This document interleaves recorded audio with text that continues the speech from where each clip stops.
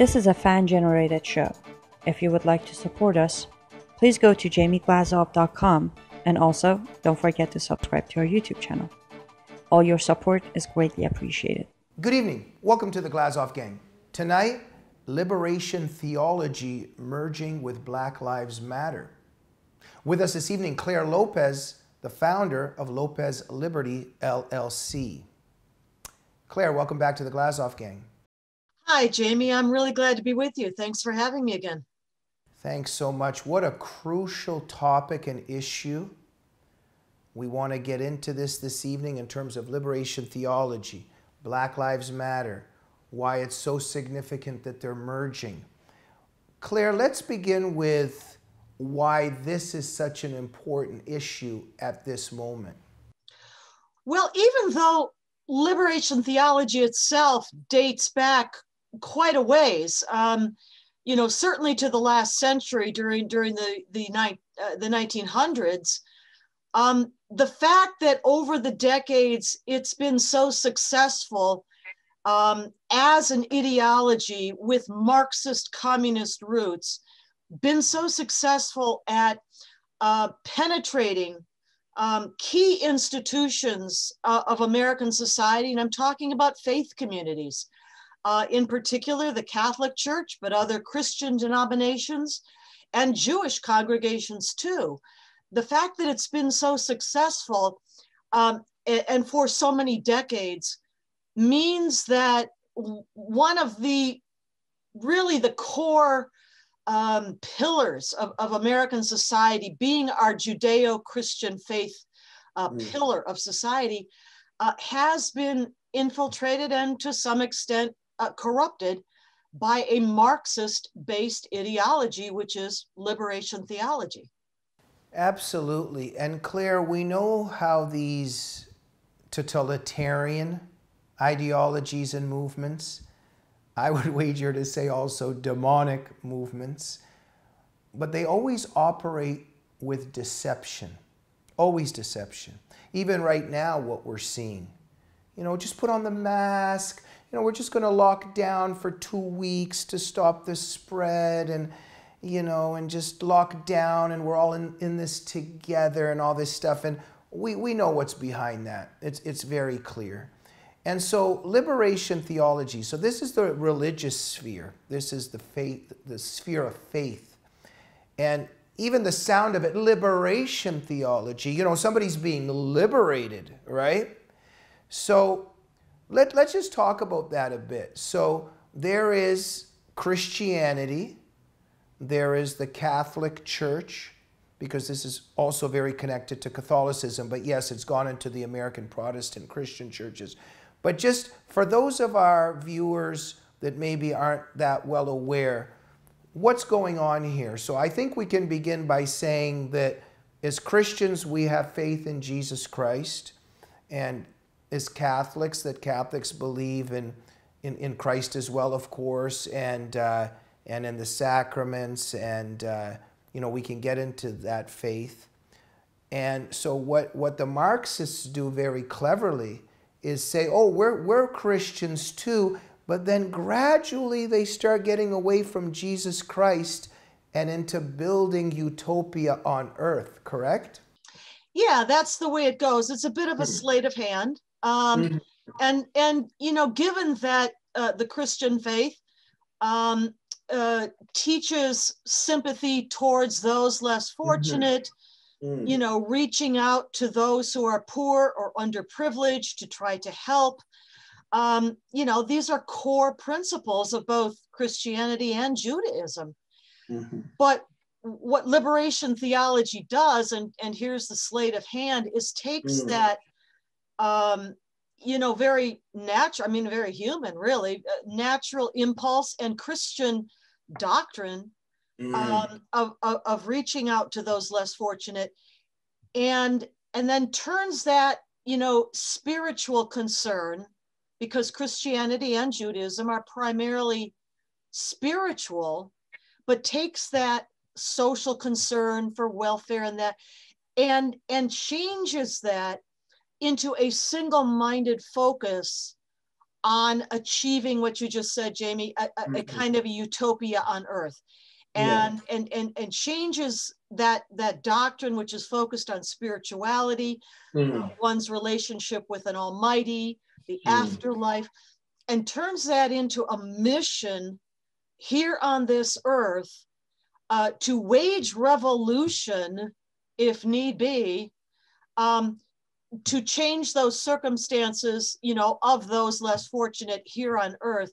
And it takes the place of the spiritual focus and the focus on the divine.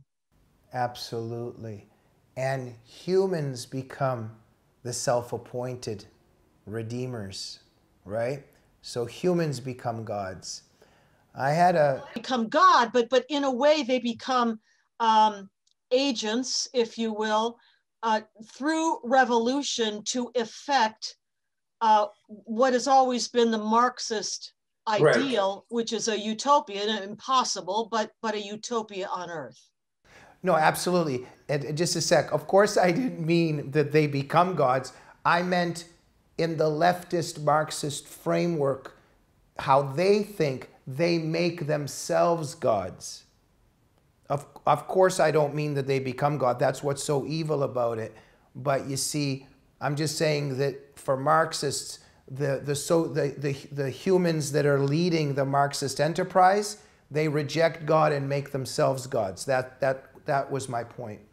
They in a way do kind of leave God out of it, and instead of that focus on the afterlife, it's all about the here and the now. Right, and gotta they're make the ones things right here on earth. Absolutely, and leftists are the ones who decide. They make themselves gods because they decide who are the anointed and who are the damned, and they're going to build the heaven. So, and that's why every time there is an attempt to build heaven on earth, it produces hell, as Claire, you and I have discussed in many programs. And so what I wanted to get to here, so let's go on to this next stage here, is that, again, this deception and everything that you're talking about, Claire, that in the religion, yes, as Christians, of course, we have compassion. And of course, there is a generosity of spirit. And we want to, and we should help, and we want to help those less fortunate. But it's much different than to put a gun to somebody's head and say, give your property to this person. So that's where it becomes, that's how these totalitarians work. They always take something good and turn it into something evil for their purposes. And Claire, you have some of your own personal experience with liberation theology in Latin America. I think it would be very important for us to know about that a bit. Tell us about it. Right. So in the late 1980s, I, along with my husband, who was a career Marine, and our little then 3-year-old daughter were posted to San Salvador, El Salvador. My husband was posted to the MILAT's office and was there to help and assist the Salvadoran military to push back against the communist insurgency sponsored by the Soviet Union, by Cuba, and led in El Salvador by the FMLN, the Frente Farabundo Martí para la Liberación del Salvador, or La Liberación Nacional.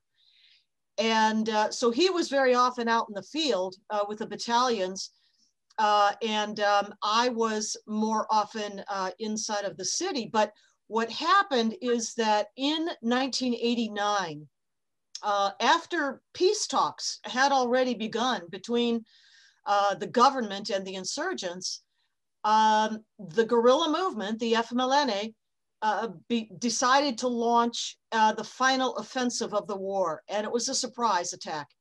And they poured down out of the mountains. You might know that San Salvador sits in a kind of a valley with mountains rising all around it. And up there in those mountains were the hideouts of the insurgents, poured down out of the mountains, took the Salvadoran army by surprise. and took over a good part of the country and a good part of San Salvador itself before the army was able to recover and begin to push them back. But in that process of fighting, it was urban combat that came to all of our neighborhoods. And indeed, there was at least one 24-hour period around our neighborhood of intense urban combat. And I mean automatic rifle fire. I mean helicopter gunships up above our garden with gunners hanging out the doorway with a 50 cal going. There was a machine gun nest, literally two houses down the street at the end of the block where we lived. We had RPGs going off, mortars going off. And at one point, an RPG actually hit our roof.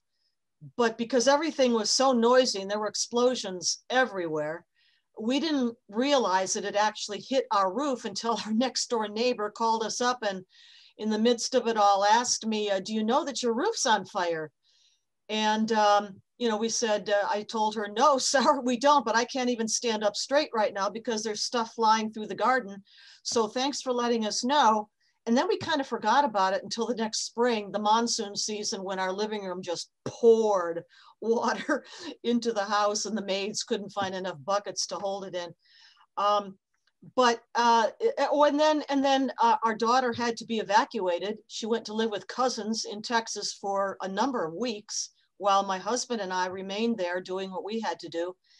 And during that time, we consolidated households. The embassy put us clustered more together so we wouldn't be all, you know, so spread out. My husband and I moved in with a singleton lady who gave us the upstairs of her house.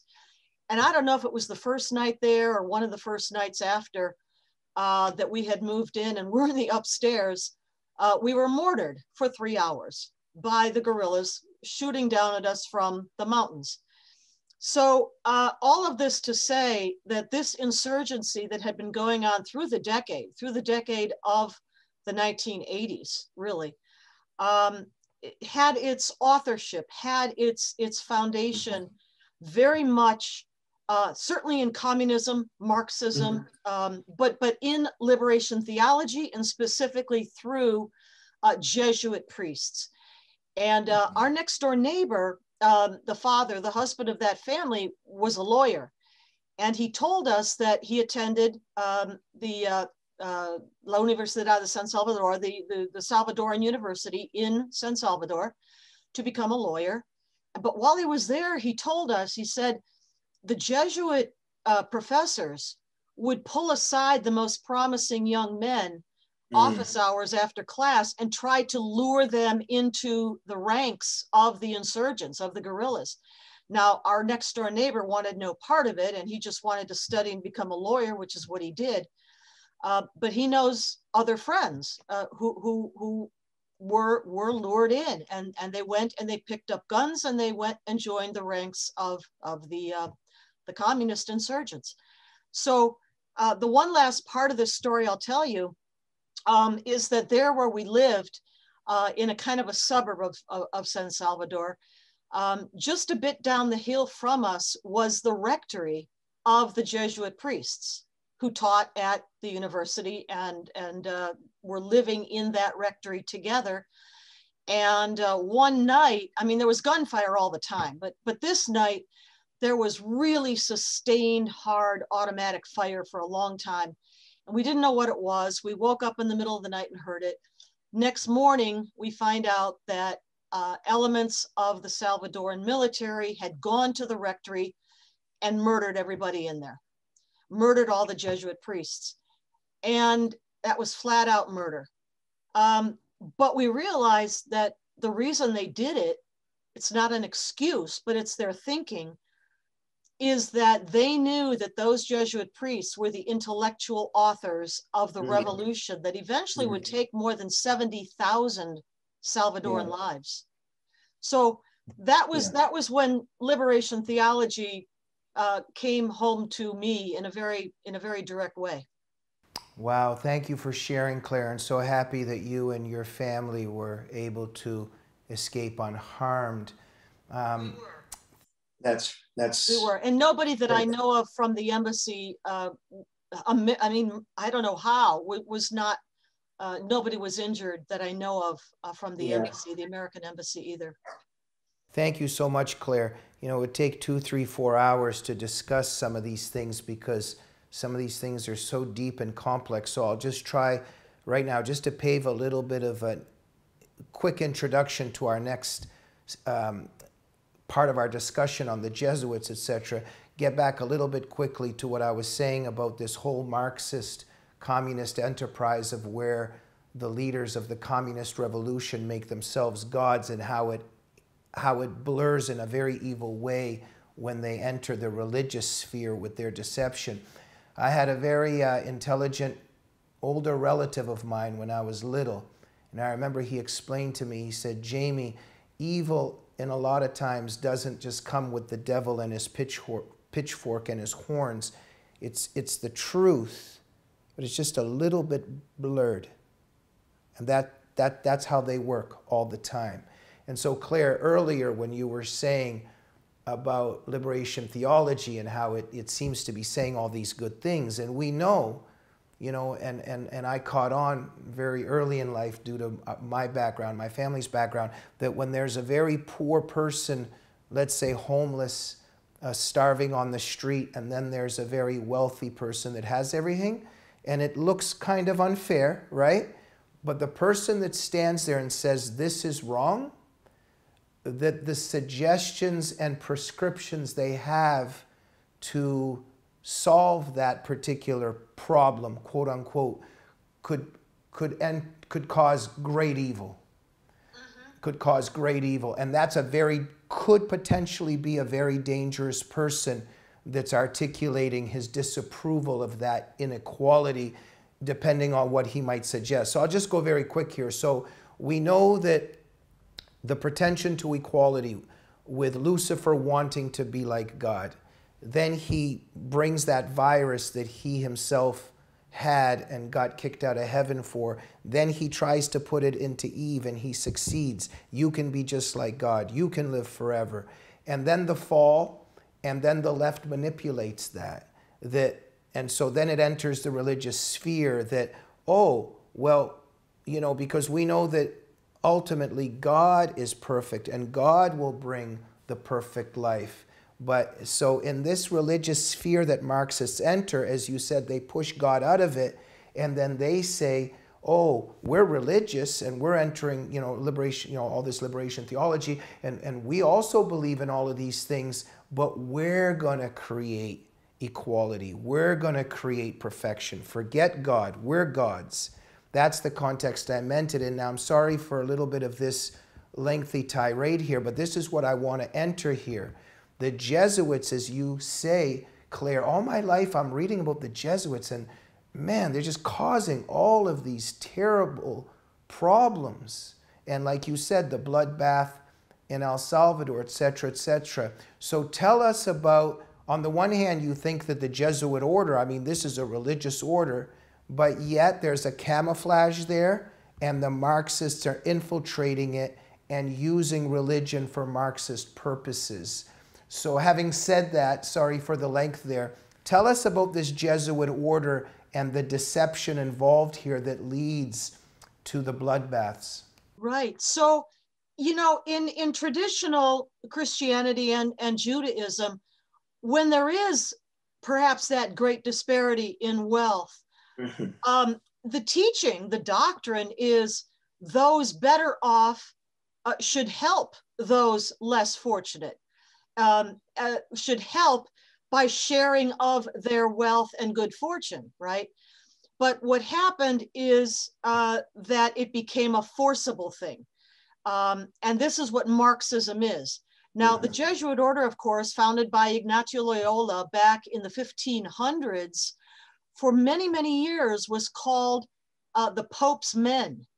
In other words, this was the order, and these were the priests who would go to far-flung places on earth, set up orphanages, set up schools, universities, teach, and that was their mission for hundreds of years. But as Marxism comes along in the 1800s, yes, communism existed in some forms before that. You can think of the French Revolution, etc. But communism with Marx comes along in the 1800s with Hegel. And that takes the Christian, Judeo-Christian ideal of willing sharing of one's wealth and good fortune to a forcible redistribution of wealth via abolition of private property and confiscatory taxation to abolish all disparity in achievement and wealth on earth. And Claire, I just want to interrupt for just 1 second. And so, you know, they're creating equality, blah, blah, blah, and they're doing it because of religious reasons. But the 10 Commandments and the teachings in the Bible, thou shalt not covet thy neighbor's goods, thou shalt not steal.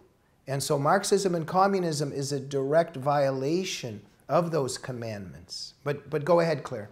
So yeah, absolutely. And if one looks at, you know, the Communist Manifesto, it says quite openly, this cannot be effected. That is, revolution cannot be effected except by means of despotic inroads on the rights of property and on the conditions of bourgeois production.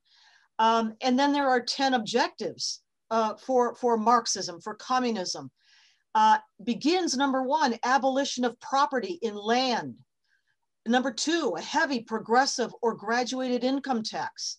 Number 3, abolition of all right of inheritance. Skip down to number 6, because this I think has a lot to do with current day here. Centralization of the means of communication and transport in the hands of the state. And then I'll read one last short section, which comes at the very end of the I guess you would call this a monograph. Quote, the communists disdain to conceal their views and aims. They openly declare that their ends can only be attained by the forcible overthrow of all existing social conditions. So this is what gets inside the Jesuit order, certainly by the 1900s, the 20th century. And they begin literally to forcibly take up arms. I mean, literally themselves take up arms to fight revolution. Now, we know from the Romanian defector, Ion Pacepa, who just died this past month, February 2021, just died. But he was one of the highest ranking defectors from the Eastern Bloc ever. And he was a high ranking intelligence officer in Romania. He talks about how liberation theology has roots that go back directly to the KGB. He says that liberation theology itself was created by the KGB. It was born in the KGB, he says. And that the name of it even, the liberation theology name, was invented by the KGB, and that its first target or objective was to insert it into Latin America. Perhaps because there was great disparity of wealth there, great wealth, great poverty, but also because it was a place where the Jesuits already had establishments, orphanages, and so forth. And so that is how liberation theology with the Jesuits got to Latin America. Nicaragua perhaps was first, before even El Salvador, the Sandinistas. And I mean, there were Jesuit priests who literally picked up guns and went into the jungle and fought with the Sandinistas. Elsewhere in Latin America too, you know, with in Colombia with the ELN, the Ejército Liberación Nacional, and then of course eventually into El Salvador too. I'll recommend a book here, another book if I might, and that is a book that's called The Jesuits. It's a big book. It's a doorstopper, over 500 pages long. It was written by Malachi Martin, who himself was a former Jesuit. And it's the history, it's the story of the Jesuit order. published in 1989, so it's published, you know, before all of the events that I just told you about in El Salvador. But the history of how the Jesuits, how the Society of Jesus, that's their formal name, was infiltrated and eventually totally co-opted to communism and Marxism. And of course, what do we see today? You know, from March of 2013, the Jesuits even got their man, a bona fide Marxist communist from Buenos Aires, Argentina, Pope Francis, into the Vatican, where he's now wreaking havoc, doctrinal havoc with the Catholic faith. Absolutely, Claire. Malachi Martin gave us a lot of warnings. What a book he also wrote about possession by the devil, examining certain documented cases. But that's for another show. But great man, and you know, gave us a lot of warnings. You mentioned Pope Francis. So this is the crucial issue here. What I mean, to say even that this is a crucial issue is an understatement, because this guy is now the Pope. But very strange things he was saying about the divinity of Jesus, about who can get to heaven. Because as Christians, we believe that Jesus came down and suffered and died on the cross for a reason. So, you know, then recently also some of his statements on gay unions and gay marriage, and just in terms of how that, what the Catholic faith and what Catholic theology actually says about those things. So something very, very strange. And a lot of people that sometimes I talk to, where they try to defend Pope, they say, oh, he didn't say that specifically, he didn't say that specifically. But he's never come out and clarified some of these very controversial things. But something's very wrong with this guy. Also including how he's, you know, clearly for the Great Reset, for just the invasion of Europe by, you know, the Sharia migrants, you could say. So very, very disturbing record. And like you say, Claire, the Jesuits got their man into the Vatican, and there's infiltration going on. We could very legitimately say that he is this process of infiltration. And people like Bella Dodd, back in the day, that were recruited by the NKVD, that ended up exposing what had happened. Can you talk about that for a minute? Because that really unveils what's happening here. Well, I'll just add one little footnote to our discussion about Pope Francis, who began life as Jorge Bergoglio in Buenos Aires, Argentina, which one might think of almost as ground zero for liberation theology in Latin America, and grew up in that milieu. And his writings, you know, as he rose through the ranks, bishop, archbishop, cardinal, eventually pope, and if one reads some of those writings, they are frankly Marxist. They are frankly critical, outright critical of capitalism, of free market capitalism, and promoting the dissolution of capitalism. But to Bella Dodd then, yeah. So Bella Dodd was born in the United States to an Italian immigrant family back in the 1900s. She was an exceptional student at the New York University School of Law. She excelled. And I think it was probably there that she was recruited by the NKVD, which a forerunner of the KGB, if you will. And she became a member, an active member of the Communist Party of the United States. And one can read about her journey, her life, in her autobiography that she wrote called School of Darkness. Now, she's rising through the ranks of the Communist Party USA, and where do they take aim? Where does she take aim? We'll remember W. Cleon Skousen's book, The Naked Communist and the 45 Goals of Communism, in chapter 13 of that book, where number 17 of those 45 goals is get control of the schools, right? Mm-hmm. Get control of the teachers' unions, the curriculum, and all of that. Well, here is Bella Dodd, who rises to head the New York State Teachers Union. But she eventually did have a change of heart. And by the time of the early 1950s, when the House on Un-American Activities Committee and also Senator Joseph McCarthy's committee in the Senate were holding hearings, she came before those committees, subpoenaed but willingly, to testify. And she testified to how the Communist Party in the United States had specifically targeted, yes, education, academia, through the Frankfurt School and other ways, but also taken dead aim at faith communities, in particular the Catholic Church. And one of the takeaway quotes from her testimony was this one, quote, "In the 1930s, she said, we put 1,100 men into the priesthood in order to destroy the church from within," end quote. And so she testified how the Communist Party intended to so change the church from within that it would no longer be an effective opponent of communism and Marxism, because the hierarchy, I mean, the idea was that some of these young seminarians would stick with it, rise through the ranks of the Catholic Church on up into bishop, archbishop ranks, and so forth.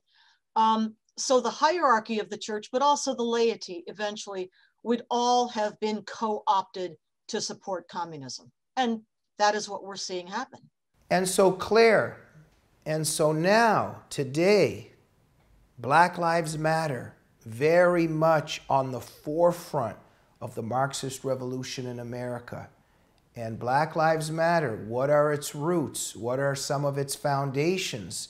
Well, we know about the Black Marxist voices. We know that liberation theology also sneaked into the Black churches.